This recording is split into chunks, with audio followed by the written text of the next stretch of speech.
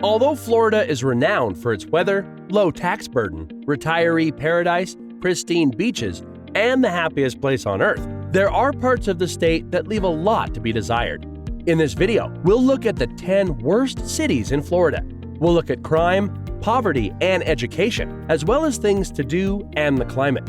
Florida is a big state, and although you'll find palm trees from top to bottom, not all cities have much else to look at. For this, we use the word city loosely. This list will look at places with a population of at least 5,000 people, so the sizes of each place will vary. Number 10 is Arcadia. It's in the south-central part of the state and about an hour away from Sarasota. It's also an hour away from any beach, so good luck enjoying any water activities. Arcadia is the third poorest city in the state. With a population of 7,480, the median household income is only $34,598. That is not only significantly lower than the national median household income, but it's only half of the state's median household income. About 32.5% of the population lives below the poverty line. The crime rate leaves little to be desired, as its violent crime rate is 46.1% higher than the national average, and an overall crime rate that is 132.48% higher than the national average. And unfortunately, this number is on the rise. In terms of schools, it's not all bad, as they have a graduation rate higher than the national average and on par with the state average. Overall, Arcadia is not one of Florida's finer options, but it sits down at number 10 because of its small population. Number 9 is Marianna, Florida. Like Arcadia, it isn't near the coast. Its nearest city is Tallahassee, which, as you will see later in this list, isn't exactly a bragging right. It's just below the Georgia state line and is culturally more the South than it is similar to South Florida.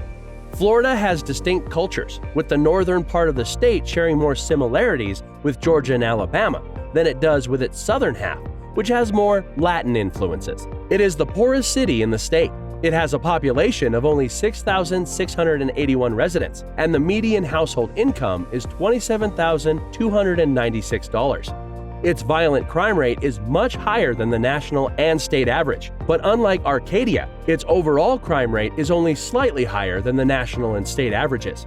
Despite its dismal location, this ranks a bit higher than Arcadia because there's more to do.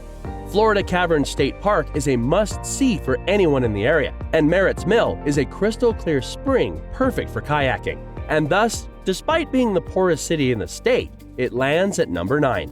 Number 8 is Pahokee. Located in southern Florida on the shores of Lake Okeechobee, you would think this place had more to offer.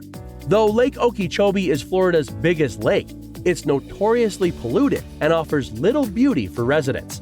The city has just over 5,000 residents, but lacks in many categories. The town's infrastructure is outdated and crumbling. There are no recreational facilities or entertainment options for residents or visitors to enjoy, and so the town's population has been declining. Thanks to the lack of economic activity, many people have left the town in search of better opportunities. Despite being so small, it ranks in the bottom 10% of safe places, and you have a 1 in 122 chance of being a victim of a violent crime. According to a recent poll, 82% of the residents said that the crime was too high, and they didn't feel safe in their town.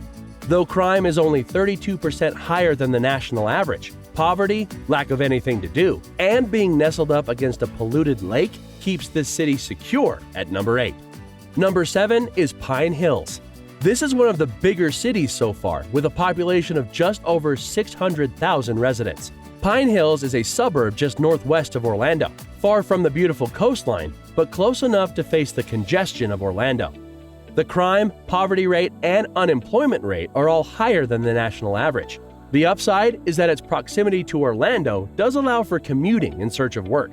Despite its metrics not faring so well, the city has made efforts to revitalize and improve the area. Residents, however, still self-report the town to be average at best and terrible at worst. The schools offer little redemption, as the elementary school is comprised of 84% economically disadvantaged students, and only 20% and 21% are proficient in math and reading, respectively. The only thing keeping this city lower on the list is its access to Orlando, which at least offers a diverse range of food, culture, and entertainment. Number 6 is probably going to raise a few eyebrows, and that's Miami Beach. That's right, one of the most iconic beaches and tourist destinations in the country is actually one of the worst places in Florida to live or raise a family.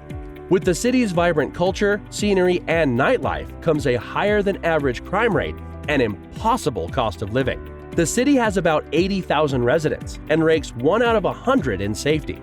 And before you think, wow, that sounds great, you should note that 100 is the safest.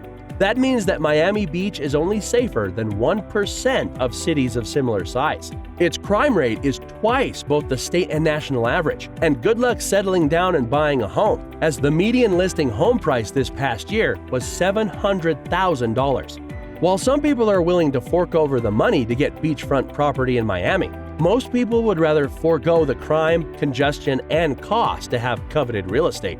The main thing going for Miami Beach is probably its schools, which only get a report card score of 79.5, but they do boast a graduation rate of 94%. Number 5 is Tallahassee. That's right, the state capital has made this list. It has lackluster geography, sitting just south of the Georgia state line, and is on the Panhandle, but not on the coast. The city has 197,000 residents and a crime rate that is twice both the national and state average. It ranks as only being safer than 6% of all cities of similar size. Local residents of the city self-voted the city as a terrible place to live. One of the main factors was weather. You get all the heat and humidity that Florida has to offer, with none of the ocean breeze that coastal cities are afforded. Despite being the capital, the city has a small airport, which makes traveling anywhere beyond Atlanta a challenge. Residents also cite a lack of job diversity as one reason to steer clear of the capital. Its main 2 sectors of employment are the universities or the government. Another downside is its school system. With Florida's bill allowing for school choice, many have fled the Tallahassee public schools for better options, leaving it hard to even research the school system's metrics. Lastly, like many capital cities, the residents describe the city as boring. The upside to it being boring is that they aren't overrun with spring breakers every year, who leave behind a wake of beer cans and debauchery. So there's that. Number 4 is Jacksonville. Jacksonville sits on the east coast of the state, about 40 minutes south of the Georgia state line, and about 30 minutes from the Atlantic Ocean. While Jacksonville does have a lot to offer and can attract tourists, as well as many from South Georgia, the city is one of the worst when it comes to crime. With nearly 1 million people, it's no surprise that they would have bad ratings when it comes to raw numbers. But Jacksonville also has a lackluster per capita rating as well. Its crime rate is well above the national and state averages and is safer than only 8% of cities of its size. Jacksonville's sprawling suburban layout makes traffic a major issue for most residents, but for anyone looking to leave New York or LA for greener pastures, consider traffic a breeze. Another downside to living in the city is homelessness. While many cities are facing this issue, Jacksonville is particularly struggling as it has 3 times as many people experiencing homelessness as it does shelter beds. And since the climate isn't as harsh as the Northeast, many opt to remain on the streets than to even attempt to get a shelter bed, where crime isn't any better than the city streets. Number 3 is Lake City. Lake City, despite having the word lake in its name, has little to offer in the way of location.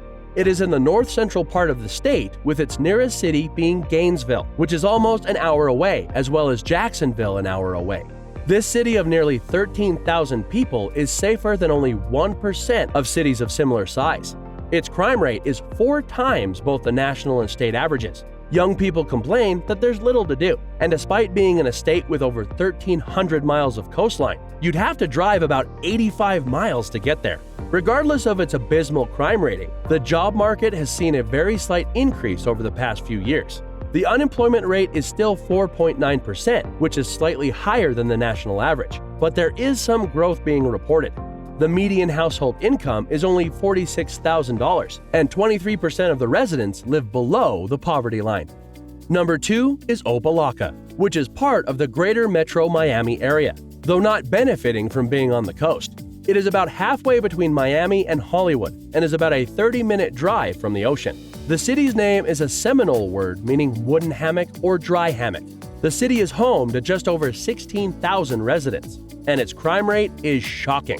It is 5 times higher than both the national and state averages. it is ranked to be safer than less than 1% of cities of similar size. Oof. In the city, you have a 1 in 48 chance of being the victim of a violent crime. Opa-locka gained notoriety when its government housing units were investigated and found to be in deplorable condition. Over 250 units were found to have black mold, rat infestations, and even worse, snake infestations. In some units, raw sewage was coming out of kitchen sinks. The U.S. Department of Housing and Urban Development, or HUD, is required to act since these are government buildings, but residents say it keeps getting postponed. While many may argue that this unit, despite housing a decent portion of the city's residents, shouldn't represent the whole town, many also argue that this is proof of the government's inability to improve the town. And coming in at number 1 is Florida City. Florida City is the southernmost municipality in the South Florida area, and the next stop south would be Key Largo. The city is nestled up against Homestead and has a population of 12,735. This area was most famously destroyed by Hurricane Andrew back in 1992, when more than 99% of all mobile homes were destroyed. It's no surprise that this city has struggled to recover over the past 3 decades, when it was so completely ravaged by a hurricane. And of course, Andrew was not the only hurricane to inflict damage. One of the city's major downsides is how hurricane-prone it is. Crime is no better, with it being safer than 0% of all cities of its size. 0%. This is the worst of the worst. Its crime rate is a staggering 6.5 times higher than both the state and national averages.